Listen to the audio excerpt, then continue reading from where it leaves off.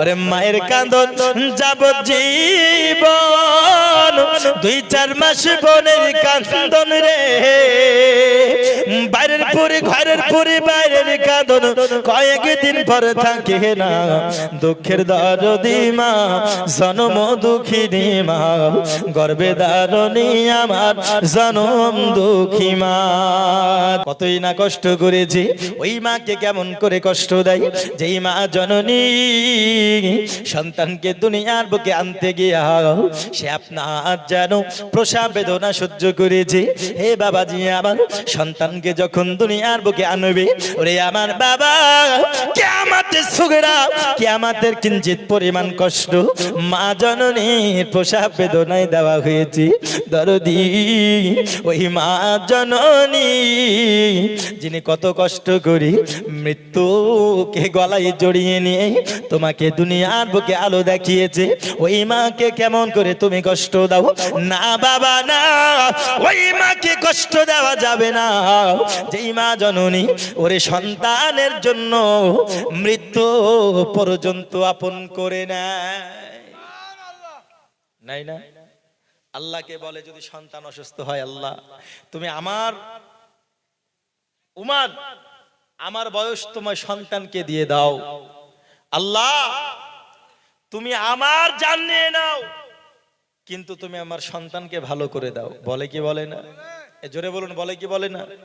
আরে হাতে পায়ে তেল মাখায়া দিল শক্ত করি, প্রস্রাব পায়খানায় আমি মায়ের কোলে করি, তবু না আমার রাগ করিল ভিজলো গোয়ে মতে, আমার সুখ নাই রাখি আমায় থাকে ভিজাতে, আবার অসুখ হইলে দেখি চাইয়া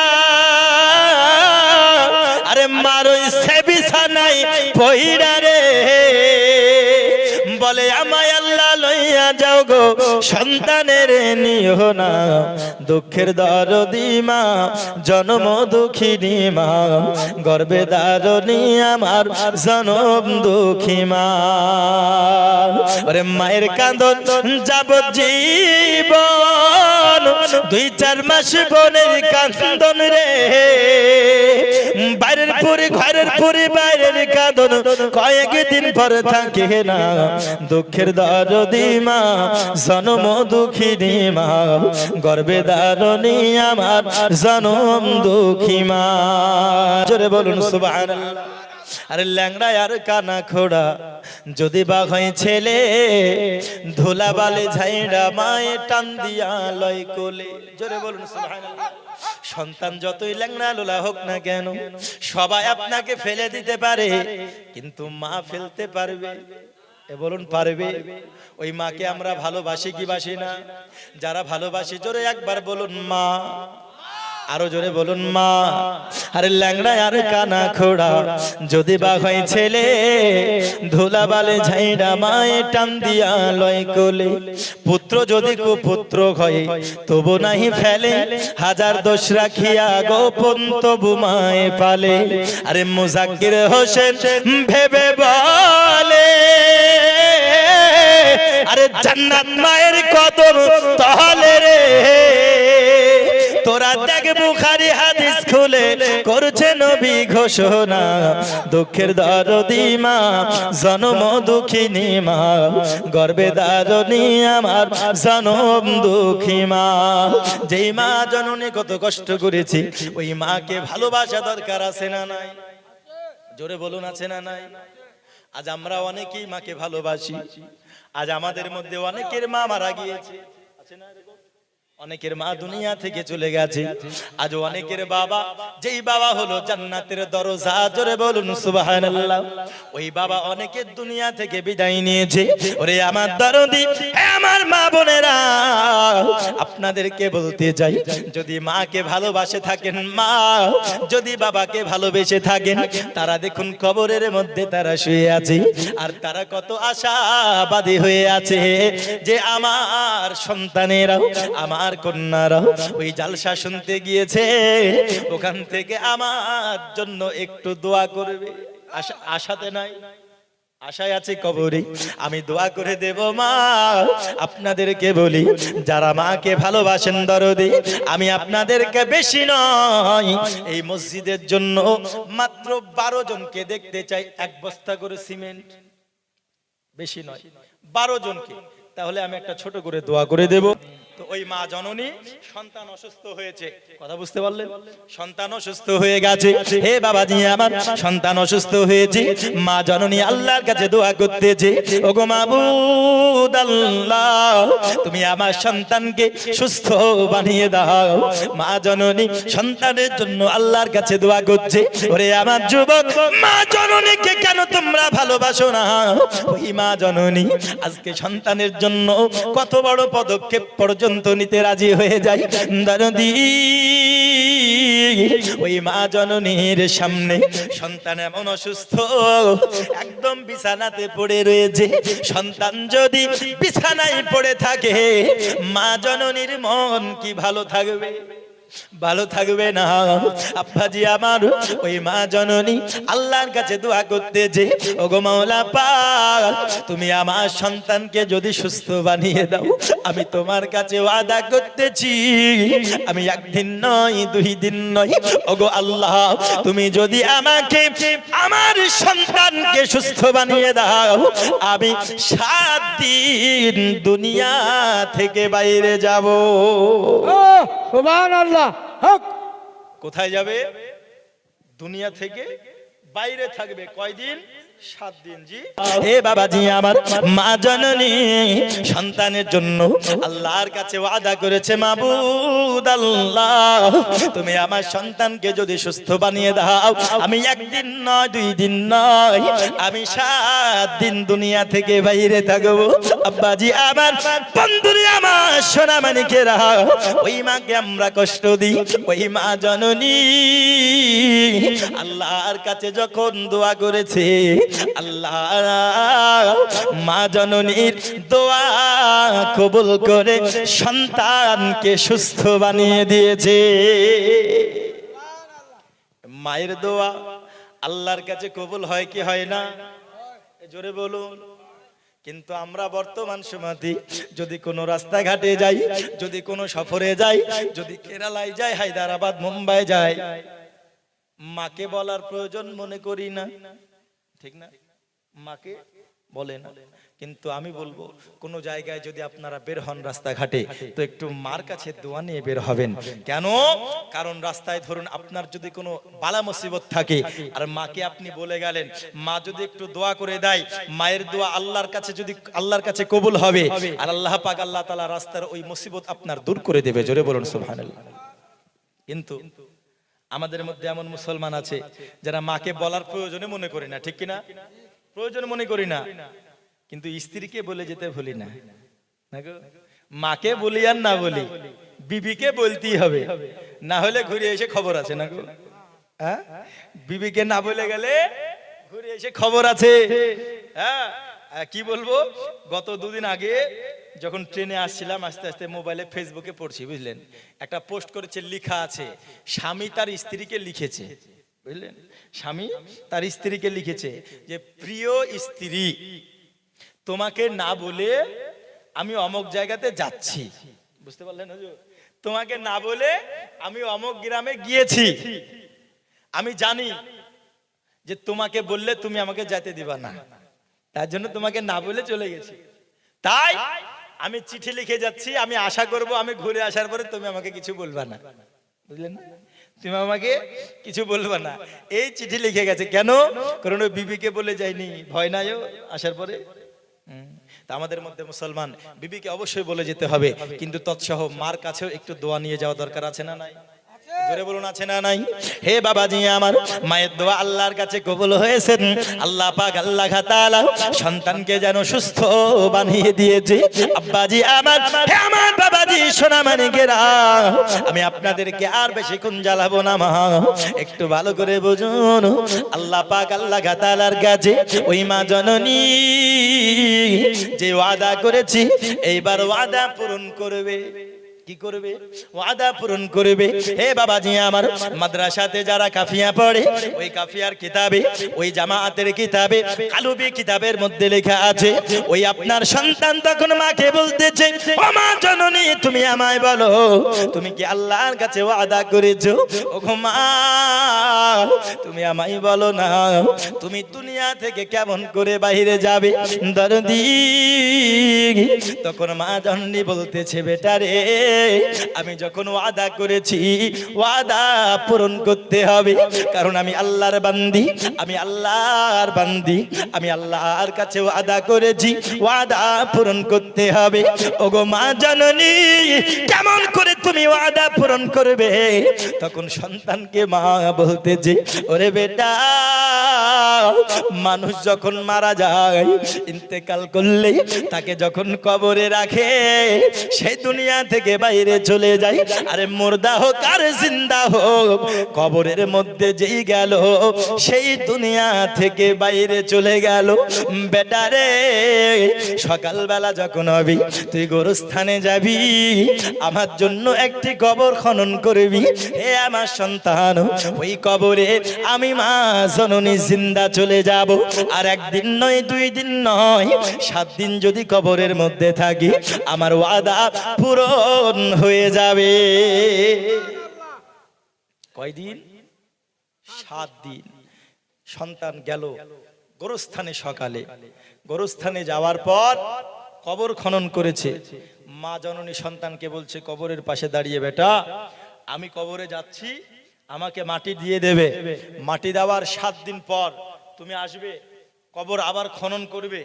যদি আমি জিন্দা থাকি, আল্লাহর শুকরিয়া আদায় করবে, আর যদি আমি মারা যাই, তাহলে তুমি একটু আমাকে গোসল দিয়ে আবার কাফন পরিয়ে দাফন করবে। কথা বুঝতে পারলেন? দাফন করবে। তো সন্তানের কলিজাটা ফাটবে কি ফাটবে না? এই জোরে বলুন। হে বাবাজি আমার, সোরাবানি ঘেরাও। মা জননী এইবার বলতেছে, বেটা, আমাকে তুমি দাফনটা করে দিও। তখন সন্তান বলতেছে, মা, ও গো মা জননী, তুমি যদি মারা যাও, তবে তোমার দাফন করতে আমার কলিজাটা ফেটে যাবে মা। তাহলে তোমায় জিন্দা আমি কেমন করে দাফন করব? ও গো মা, আমি তোমায় জিন্দা কেমন করে দাফন করব? আব্বাজি আবার, মা তখন বলতেছে, বেটা, আমি আল্লাহর কাছে ওয়াদা করেছি, ওয়াদা পূরণ করতে হবে।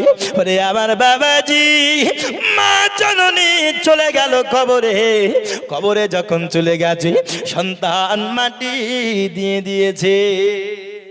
আব্বাজি আমার, ভালো করে বুঝুন বাবা, যখন কবরে চলে গিয়েছে, এ দরদি, 1 দিন 2 দিন 3 দিন 4 দিন করতে করতে, হে বাবাজি আবার, ওই মহিলা যখন কবরে গিয়েছি, ওই কবরে আপনার 7 দিন যখন অতিবাহিত হয়ে গেল, সন্তান বাবাজি আমার 7 দিন পরে যখন কবর খনন করতেছে, এ আমার বাবা, সন্তান কবরে এমন দৃশ্য দেখে, অবাক হয়ে গেছে।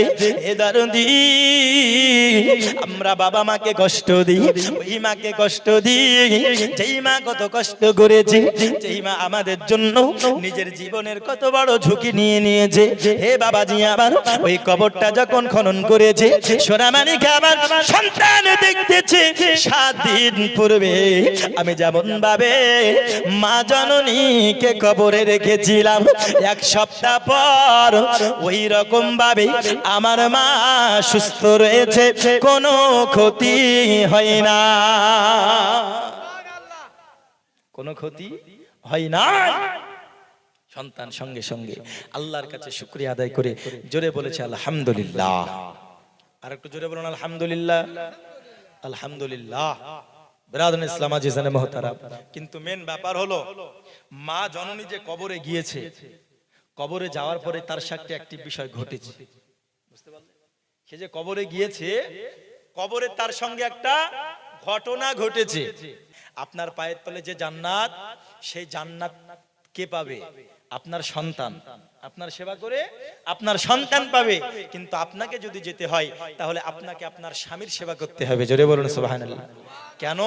কারণ মা বোনেদের জান্নাত হলো স্বামীর পায়ের তলে বাবা। আরে সন্তানদেরকে যদি জান্নাতের অধিকারী হতে হয় তাহলে মায়ের সেবা করতে হবে, বাবার সেবা করতে হবে।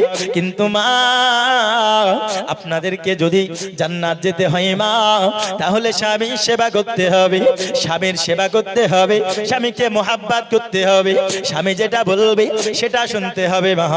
কিন্তু বর্তমান জামানাতে অনেক মা বোন এমন আছে যারা স্বামীর কথার অবাধ্য চলে, যারা স্বামীকে ভালোবাসে না, যারা স্বামীর কথা শোনে না।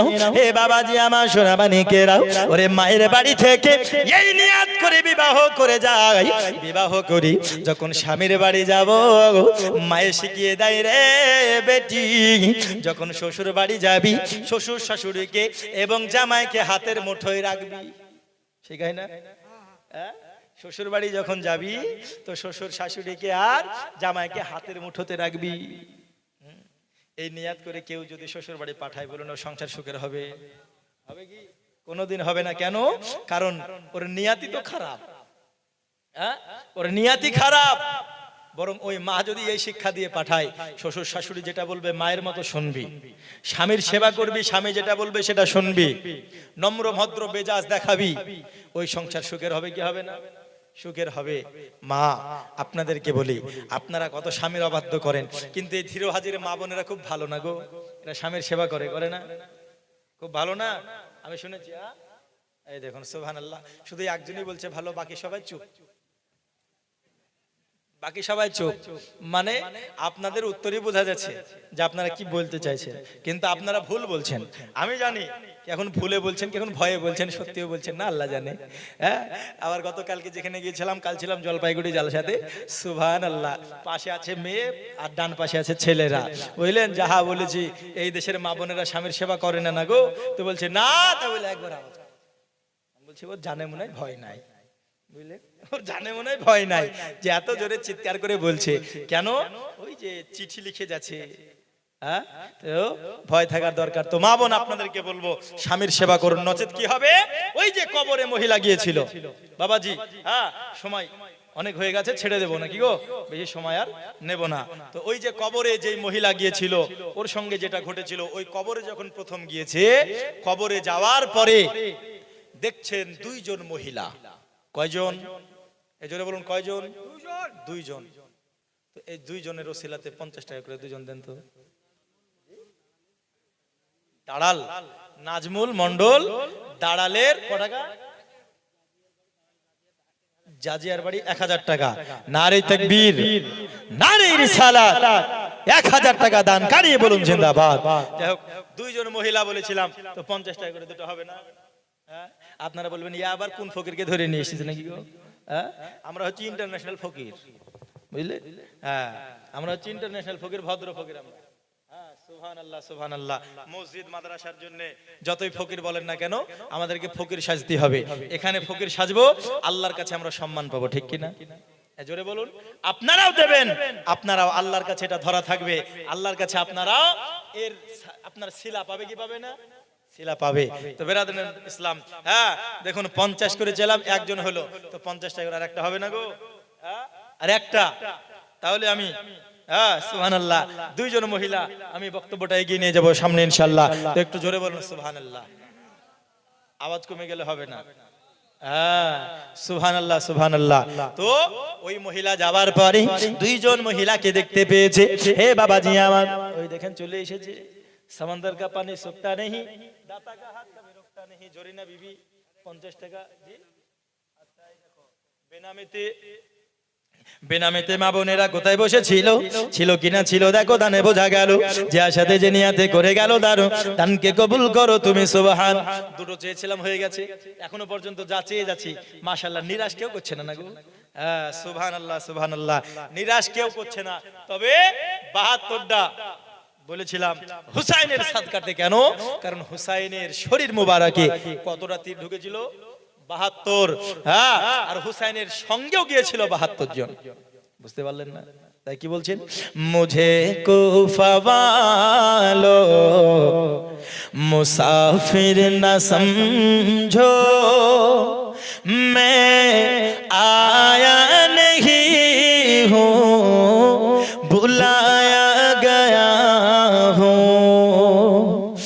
मेहमान बना कर सताया गया हूँ, मैं रोया नहीं हूँ, रुलाया गया हूँ। जोरे बोलो।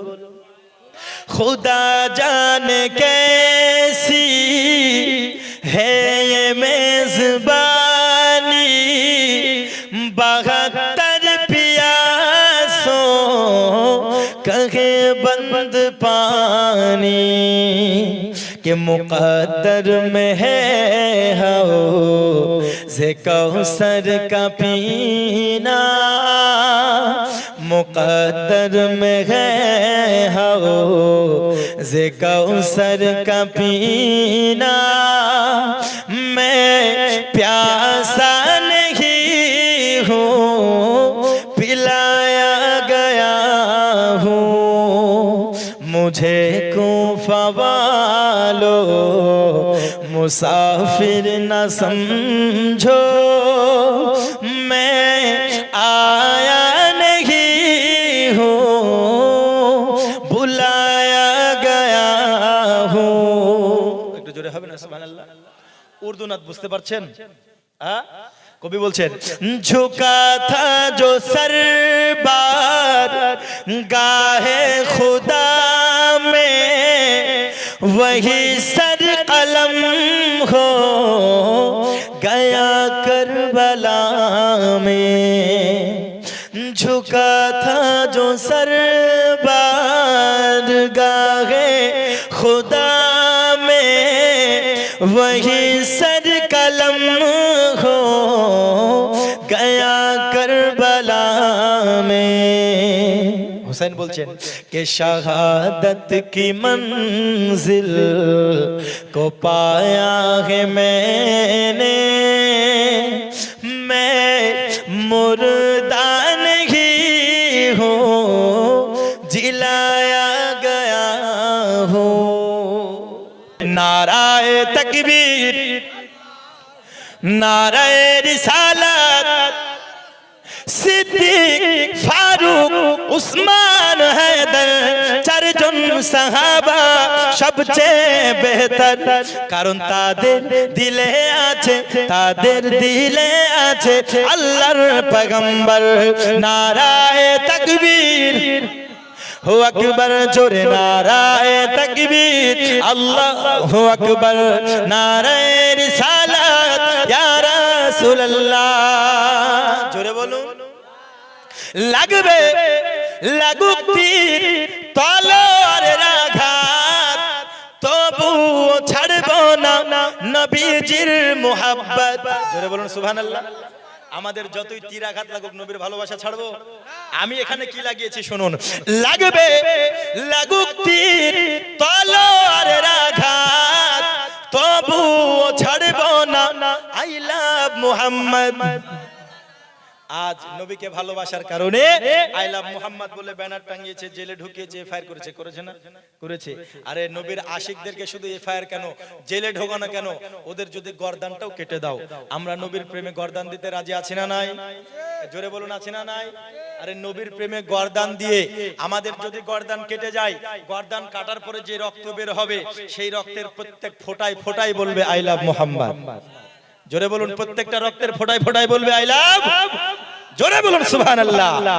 লাগবে লাগুক তীর তলোয়ারের আঘাত, তবুও ছাড়বো না নবীজির মুহাব্বত। লড়বো মরবো বলবো পয়গম্বর।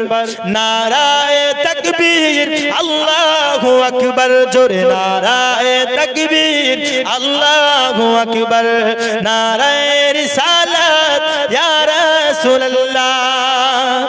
দেখা দাও ও গো নবীজি, তোমারি দিদারের আশায় মোরা আছি। নবীর দিদার পেতে চাই কি চাই না? জোরে বলুন। যারা যারা দিদার পেতে চায় জোরে বলুন সুবহানাল্লাহ। দুই হাত তুলে বলুন ইয়া রাসূলুল্লাহ। আরো জোরে ইয়া রাসূলুল্লাহ। দেখা দাও ও গো নবীজি, তোমারি দিদারের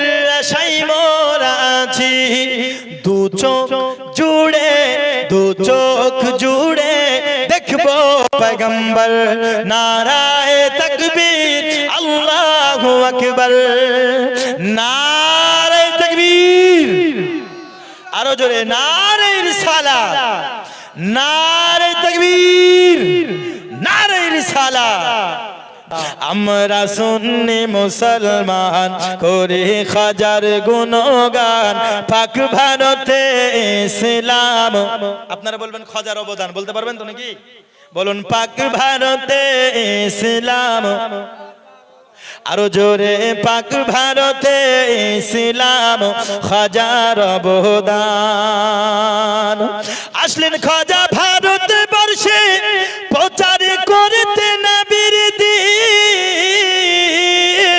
কত কষ্ট করলেন খাজা বাবা মঈনুদ্দিন খাজা বাবা মঈনুদ্দিন ওরা এলেন হিন্দুস্তানে ইসলামের নিশান এলেন হিন্দুস্তানে ইসলামের নিশান আমরা সুন্নি মুসলমান করি হাজার গুণগান পাক ভারতে ইসলাম বলুন না পাক ভারতে ইসলাম হাজার হ্যাঁ হ্যাঁ পাক ভারতে ইসলাম হাজার অবদান একটু জোরে বলুন সুবহানাল্লাহ ঠাকুর গণে করতো পূজা নানা দেবী দেবীর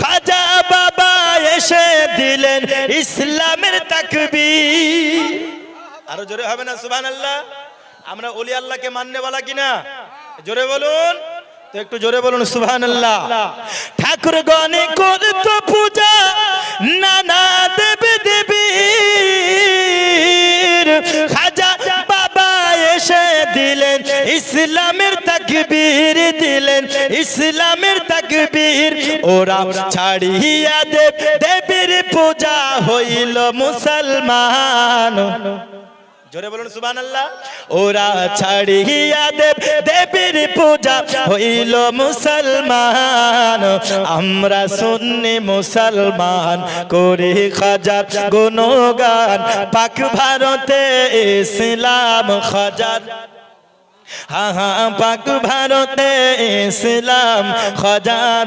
অবদান আল্লাহর ওলির ভয় নাই কোনো জোরে বলুন সুবহানাল্লাহ আল্লাহর ওলির ভয় নাই কোনো আছে করে আনে জীবন মরণ করো অর্পণ ওলির কদমে আল্লাহর ওলির ভয় নাই কোনো আছে করে আনে জীবন মরণ করো অর্পণ ওলির কদমে অর্পণ ওলির কদমে মুজাক্কির বলে নবী মিলে গাইলে হাজার শান জোরে বলুন মুজাক্কির বলে নবী মিলে গাইলে হাজার শান আমরা সুন্নি মুসলমান করি হাজার গুণগান পাক ভারতে ইসলাম হাজার অবদান বলেন পাক ভারতে ইসলাম হাজার অবদান